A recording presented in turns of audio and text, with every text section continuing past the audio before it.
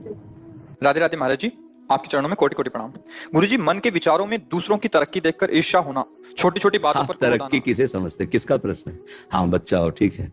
आप तरक्की किसको समझते हैं? आप बोलेंगे तब तो हम समझ पाएंगे ना कि आप तरक्की का मतलब क्या लिए हुए हैं। जैसे दूसरे सुखी हो जाते हैं बच्चा, हाँ अब हम पूछते हैं दूसरा सुख तुम किसे मानते हो? देखो, हम तुम्हारे प्रश्न करके वहां पहुंचाना चाहते हैं जिसे वास्तविक तरक्की कहते हैं, जिसे वास्तविक सुख कहते हैं। तुम बच्चा सुख किसको मानते हो? जिसमें आनंद हो। फिर हम पूछ रहे हैं तुम आनंद किसमें मानते हो? हम किसी मानते हैं ना, बढ़िया ब्याह हो जाए, हमारे संपत्ति हो जाए, गाड़ी हो जाए, अच्छी नौकरी हो जाए, समाज में प्रतिष्ठा हो जाए, ऐसा मानते हैं ना? यही तो मानना है ना। हाँ बच्चा, ये लौकिक सुख जो है, मायाकृत जो सुख है, वो पुण्य के प्रताप से मिलता है। अगर आपने पूर्व पुण्य किए हैं, तपस्या है आपकी, तो आपको यहाँ सब सुविधाएं मिलती चली जाएंगी, वैसी बुद्धि प्रवीण होती चली जाएगी, पढ़ाई लिखाई में वैसी अनुकूलता मिलती चली जाएगी। और यदि आपका पूर्व पुण्य नहीं है तो आप प्रयास करेंगे और बाधा आपके सामने खड़ी होती चली जाएगी। आप पढ़ लिख गए, नौकरी नहीं मिल रही, या आप बहुत पढ़ाई में उत्साह रखते हैं लेकिन अनुकूल ट्यूशन नहीं मिल रहा, अनुकूल हमारी व्यवस्था नहीं हो पा रही। लौकिक उन्नति में हमारे पुण्य होते हैं, लौकिक अवनति में देखो, जैसे अज्ञानी जन ना माने, लेकिन आप देखो, कोई भी आदमी, कोई भी व्यक्ति जो विवेक बुद्धिमान है, क्या कसर उठा रखता है क्या कि मुझे सुख मिले और कभी दुख ना मिले? कोई कसर। आप बोलो, सब चाह रहे हो ना, तो है ना कोई जो मुझे जबरदस्ती दुख देता है? वो मेरा कर्म है, वो मेरा कर्म है। बस यही अध्यात्म समझाता है कि आप आए हुए दुख सुख को धैर्यपूर्वक बुद्धिमानी से बचकर निकल जाओ। और भजन एक ऐसी वस्तु है, भगवान का नाम जप, भगवान की लीलाओं का गायन श्रवण और दूसरों में भगवत भाव करके सेवा, ये आपकी बाधा रूपी जो पाप कर्म है उनको भस्म कर देगा। अब ये बात अपने को पता नहीं, और ये बात उसको भी पता नहीं जिसको सामग्री मिली हुई, सुंदर स्त्री या सुंदर पति या गाड़ी, रुपया, पैसा, जो आप सोच रहे हैं, जिसको देखकर आप ललचा रहे हैं, वो उसके पास वस्तुएं हैं, पर वो भी अशांत है, उसके अंदर भी कामना है, वो भी तृष्णा से युक्त है, भय से युक्त है, और वो मृत्यु से भी भयभीत है। तो भैया कहां सुख हुआ? जो अशांत है तो वो कहां? वो किसी और को देख रहा है। आप देख रहे हैं तो वो किसी और को देख रहा है, वो किसी और को देख रहा है। मतलब आप ऐसे, चूंकि आप बच्चा हो, अभी सबसे मिले नहीं, हम बचपन से बाबा जी रहे तो सबसे मिलकर देखा है, वैभव है और राक्षसी वृत्ति है, शराब पीना और बहुत से व्यभिचार आदि प्रवृत्तियां, उसे वो सुख मान रहे हैं। अगर मानो होता, जैसे अपने लोगों को मन समझाता है कि ये सब वैभव, तो वो क्यों रोते हमारे सामने आके? वो क्यों हमसे प्रार्थना करते? क्योंकि हम तो बाबा जी, खाने की व्यवस्था नहीं, कपड़े ठीक नहीं, तो वो तो वैभव संपन्न है, हजारों उनके नौकर हैं, सारी व्यवस्था। जब वो गाड़ी से आए थे, 5-6 गाड़ियां उनके साथ थी और उनके अंग रक्षक सब ऐसे थे, पर वो ऐसे बात कर रहे थे कि हृदय लग रहा था शास्त्रों में जो लिखा है वो सत्य लिखा है। अनुभव में बच्चे थे तब भी, बस इसीलिए बुद्धि पुष्ट होती चली गई। नहीं नहीं, उस वस्तु को जानना, उस वस्तु को प्राप्त करना है, जिसको प्राप्त करने के बाद कुछ भी चाह नहीं रह जाती। तो बच्चा, भगवान का नाम आपके जो उन्नति में बाधक है उनको नष्ट कर देगा। हमारे जो रसिकाचार्य महापुरुष हैं, उन्होंने कहा है, राधा वल्लभ भजत भज भली भली सब होए, जीते विनायक शुभ अशुभ, विघ्न करे नहीं कोय, विघ्न करे नहीं कोय, डरे कलिकाल कष्ट भय, हरे सकल संताप, हरसि हरि नाम जपत जय। वो विजय को प्राप्त हो जाता है।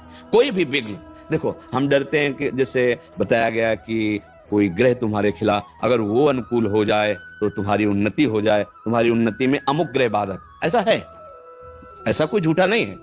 ज्योतिष शास्त्र सत्य है, ग्रह नक्षत्रों का प्रभाव हमारे ही कर्म से विपरीत और अनुकूल होगा, वो ऐसे नहीं है। देखो, जितने भी ग्रह नक्षत्र हैं, जितने भी लोकपाल हैं, जितने भी काम क्रोध लोभ मोह मद मत्सर आदि हैं, ये भगवान का विभाग है, शासन विभाग।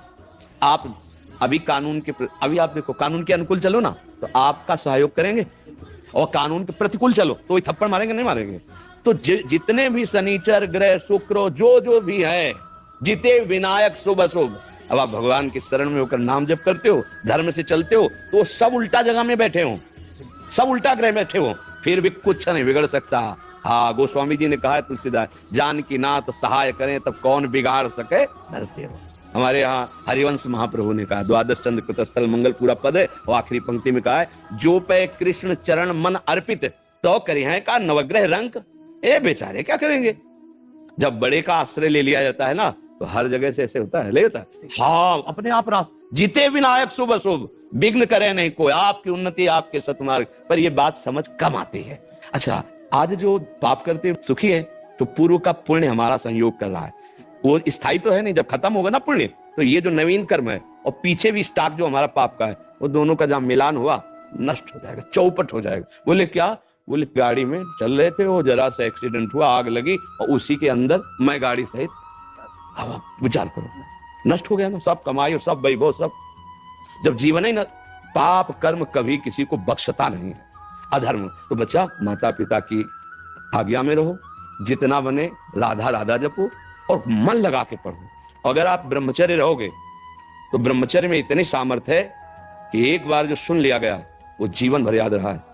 अब तो इतनी औषधियां, इतना सब शरीर पीड़ा में है, एक बार बोला बस कभी भी जीवन में सुन लेना, स्मृति जागृत हो जाती है। हम जो बार बार पढ़ते हैं याद नहीं होता ना, उसका कारण ब्रह्मचर्य कीमता है। तो अभी नई अवस्था है, हम तुम्हें नियम बताते हैं। सुबह सूर्योदय के पहले उठो, जल पियो, पानी रख लो, अनुकूल करो उसे गर्म, इतना आराम से। वज्रासन में बैठना जानते हो? इसके द्वारा बहुत से विद्यार्थियों को लाभ मिलेगा अगर आप इस बात को सोचे। वज्रासन जानते हो? नहीं जानते? घुटनों के बल बैठना वज्रासन कहा जाता है। घुटनों के बल जैसे ना बैठते, दोनों पैर घुटनों को, उसमें बैठकर धीरे धीरे राधा राधा नाम जप करते हुए 10 मिनट में जल पियो, आराम आराम। फिर टहलो, शौच स्नान करो, फिर इसके बाद 30 मिनट व्यायाम करो। ये सब सूर्योदय के पहले हो जाना चाहिए। कुछ दंड बैठक, कुछ उछल कूद, आसन, प्राणायाम, व्यायाम और सात्विक भोजन, सतोगुणी भोजन। ये जो आजकल चला है ना बाजार का पिज्जा बर्गर, ये सब बच्चा, सब ये चीजें अपने लीवर को खराब करने वाली हैं। बहुत आधुनिकता फैल रही ना, ये नहीं नहीं, ऐसा नहीं। सात्विक भोजन जहां तक हो सके सात्विक भोजन पाओ। कभी ऐसे बच्चों का संग मत करो जो धर्म विरुद्ध आचरण सिखाते हैं, आचरण विहीन, वो समझ रहे हो ना, जैसे गंदी बातें, गंदे दृश्य, जो गलत तरफ ले जाए। हाँ, ऐसे बच्चों का संग न करो।